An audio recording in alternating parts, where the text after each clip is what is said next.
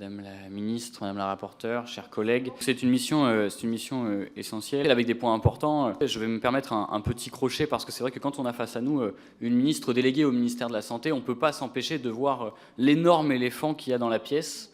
Et l'énorme éléphant qu'il y a dans la pièce, c'est cette situation catastrophique que traverse notre pays sur les questions de santé, sur l'hôpital, sur les médicaments.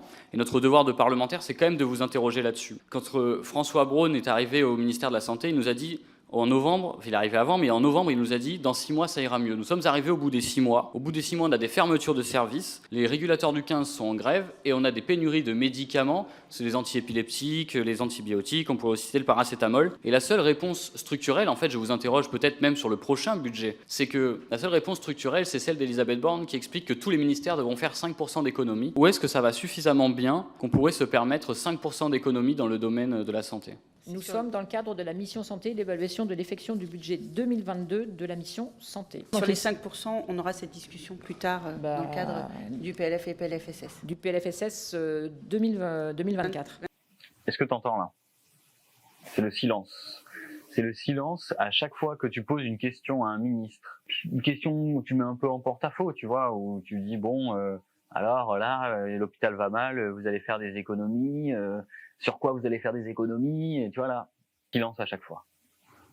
Et c'est ce qui s'est passé aujourd'hui avec Firmin Lebaudot, du coup, qui est ministre délégué auprès du ministre de la Santé. Donc elle est venue pour présenter la discussion budgétaire sur la santé. Donc ça concerne l'aide médicale d'État, les cartes vitales biométriques, etc., etc. Et moi, je me suis quand même dit, bon, j'ai une ministre de la Santé, quand même, j'ai une autre ministre de la Santé devant moi, je peux pas lui parler de l'éléphant qu'il y a dans la pièce. L'éléphant, c'est la situation catastrophique sur les médicaments, l'hôpital, etc.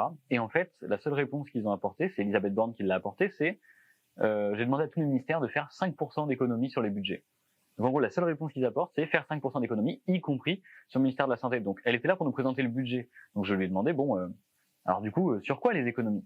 Donc voilà, tu poses des questions pour connaître un tout petit peu, je sais pas moi, on parle de nerfs pour parler du budget de la santé, pour lui dire bon bah où est-ce que vous allez faire des économies, on te dit bah non, c'est pas le sujet. La vérité, c'est qu'en fait ils sont en porte-à-faux et qu'on va passer un été de l'enfer parce qu'ils ont rien fait pour l'hôpital, qu'il y a une loi risque là sur l'intérim médical qui était juste, mais qui a été appliquée n'importe comment et qu'en fait cet été la seule réponse qu'a le ministre c'est appeler le 15. Donc voilà, faites charger vos téléphones.